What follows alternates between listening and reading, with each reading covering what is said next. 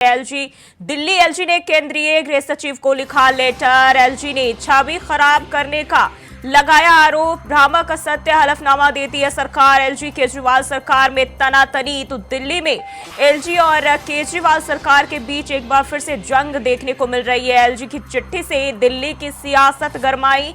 आपने किया पलटवार। अफसर निर्देशों का पालन नहीं करते हैं। आम आदमी पार्टी की ओर से साफ तौर पर कहा गया है एलजी अफसरों पर कार्रवाई नहीं करते हैं। तो जहां अफसरों के निर्देशों का पालन नहीं करने पर आम आदमी पार्टी ने पलटवार करते हुए कहा है कि एलजी अफसरों पर कार्रवाई नहीं करते हैं और एलजी केजरीवाल सरकार में तनातनी एक बार फिर से दिल्ली में देखने को मिल रही है। और एलजी की ओर से साफ तौर पर कहा गया है कि एलजी की छवि खराब करने का आरोप उन्होंने लगाया है। भ्रामक असत्य हलफनामा सरकार की ओर से दिया जाता है। तो दिल्ली एलजी ने केंद्रीय गृह सचिव को लेटर लिखा है। तो दिल्ली से जानकारी सामने आ रही है। दिल्ली एलजी ने केंद्रीय गृह सचिव को लेटर लिखा है और छवि खराब करने का आरोप लगाया है, जिसमें उन्होंने इस लेटर में भ्रामक असत्य हलफनामा सरकार की ओर से देने का आरोप भी लगाया है। और इसी खबर पर ज्यादा जानकारी के साथ दिल्ली से अजय चौहान हमारे साथ जुड़ गए हैं। अजय, दिल्ली एलजी ने केंद्रीय गृह सचिव को लेटर लिखा है जिसमें उन्होंने छवि खराब करने का आरोप लगाया है। क्या जानकारी मिल रही है? बिल्कुल, देखिए जिस तरह से दिल्ली सरकार जो आम आदमी पार्टी के जो नेता है लगातार कहीं ना कहीं जो बीजेपी की छवि है, चाहे एलजी की छवि हो, एलजी छवि के लिए बराबर काम करते हैं, उन पर आरोप लगाया गया है। देखिए एलजी ने साफ साफ गृह मंत्रालय को लेटर लिखा है कि जिस तरह से ये आम आदमी पार्टी पूरी तरह से छवि खराब करने की कोशिश की जा रही है, इस पर कार्रवाई की मांग की गई है लगातार, क्योंकि एलजी सभी के लिए है लेकिन आम आदमी पार्टी लगातार बहुत कुछ आरोप लगाती है। उन्होंने कहा कि समय बर्बाद किया जा रहा है। जो भी कोर्ट को जो सबूत दिए जाते हैं, कोर्ट में जो बयान दिए जाते हैं, वो हमेशा गलत किया जा रहा है, उनको भ्रमित किया जा रहा है, सरकारी उसका उपयोग किया जा रहा है, हमेशा कई ऐसे आरोप लगाए हैं।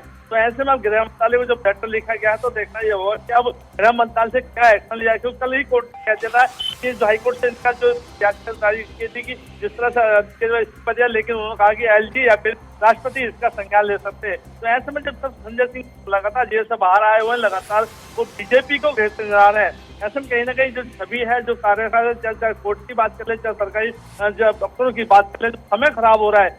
जो कर्ज में डूबे हैं, की बात करें, कुछ 51 की बात करें, उसमें भी काफी नुकसान होने को झेल रहा है। उन्होंने कहा कि दिल्ली पे पहले से बोझ काफी हो चुका है, अब और बोझ बढ़ने की तैयारी है। तो कहीं ना कहीं एलजी ने संज्ञान लिया। अब देखना होगा कि आखिरकार एलजी के लेटर का जवाब कब आता है और क्या आम आदमी पार्टी पर कार्रवाई की जाएगी।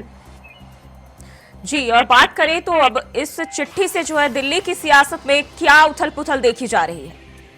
देखिए बिल्कुल जैसे चिट्ठी गई है, कहीं ना संजय सिंह ने लगातार आम आदमी पार्टी की तरफ से लगातार जो एलजी को घेरता नजर आया, बीजेपी के नेताओं को घेरते नजर आए। अब ये कहा जा रहा है कि एलजी, क्योंकि देखिए आम आदमी पार्टी जब से सरकार दिल्ली में आई है, कई एलजी बदल गए, लेकिन बीजेपी सरकार भी लगातार सभी के जो जनता के इसका काम करते हैं। लेकिन ऐसे में आम आदमी पार्टी का कहना है कि जो एलजी है वो बीजेपी है और बीजेपी के माध्यम से जो भी काम होता है एलजी एक्शन लेते हैं, यानी कि सीधा सीधा एलजी को घेरते हुए नजर आए थे। अब देखना ये होगा कि आम आदमी पार्टी तरफ सब क्या क्या बयान आने वाले हैं, क्योंकि संजय सिंह ने बीजेपी को अभी जो 10 बजे प्रेस कॉन्फ्रेंस की थी, बीजेपी को घेरा था, उस व्यक्ति को घेरा जिसने आम आदमी पार्टी के खिलाफ बयान दिया थे, जो अरविंद केजरीवाल गिरफ्तार गया, उसी को टिकट दिया गया है। यानी कहीं न कहीं लगातार आम आदमी पार्टी और बीजेपी में आपस में टकरार बराबर रखी हुई है।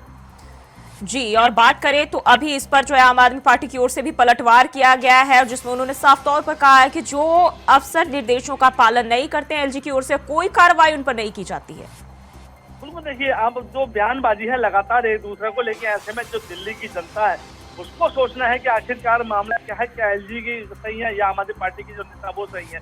ऐसे में 2025 के चुनाव भी है, 2024 में भी चुनाव है, तो क्या जनता किसकी तरफ जाती है? क्योंकि आपस की जो रंजिश होती है नेताओं की, वो उसमें जनता पिसती है, जनता का जो काम होता है वो कहीं ना अटकलों में अटका रहता है, वो सरकारी कार्यों में काम नहीं हो पाता, कोर्टों में नहीं हो पाता। क्योंकि सबसे ज्यादा यह है कि आम आदमी पार्टी के और बीजेपी में आपस में टकरार है, एक दूसरे पर ताबड़तोड़ एक से एक दूसरे को बातें करने में लगे हुए हैं। लेकिन जो आम जनता वो कहाँ जाए, किसके पास जाए, क्योंकि दिल्ली सरकार में आम आदमी पार्टी है, वहीं एलजी है। तो ऐसे में क्या लगता है कि जो जनता पिछड़ी आ रही है, अब जनता को देखना है कि आखिर 2024 में और 2025 में चुनाव होने हैं, वो किसको चुनेगी। क्योंकि सभी को देखा, क्योंकि हर कोई ईमानदारी की बात करता है, लेकिन जब सामने कुछ आता है तो वही ईमानदार चोर होता है और वही ईमानदार चोर नहीं होता है। तो ऐसे में जनता को भ्रमित किया जाता है। जनता गुमराह है इस समय। क्या पढ़ी लिखी वैसे जनता है, लेकिन देखना ये होगा आखिरकार जो समस्या है वो कैसे हल होंगी, जनता की समस्या कैसे हल होंगी। क्योंकि अरविंद केजरीवाल जेल में है, वो कहते हैं अब जेल से ही सरकार चलाएंगे। आखिरकार ये कैसा तंत्र आ गया है, क्योंकि लोकतंत्र का भी कैंसिल हो गया है। यहाँ जो भ्रष्टाचार मिटाने की बात करने वाले लोग आज जेलों में हैं, कुछ और बाहर है। लेकिन देखना यही होगा कि आखिरकार एलजी इस पर क्या एक्शन लेंगे या गृह मंत्रालय सब क्या एक्शन आएगा। जी अजय, बहुत बहुत शुक्रिया आपका तमाम जानकारी के लिए।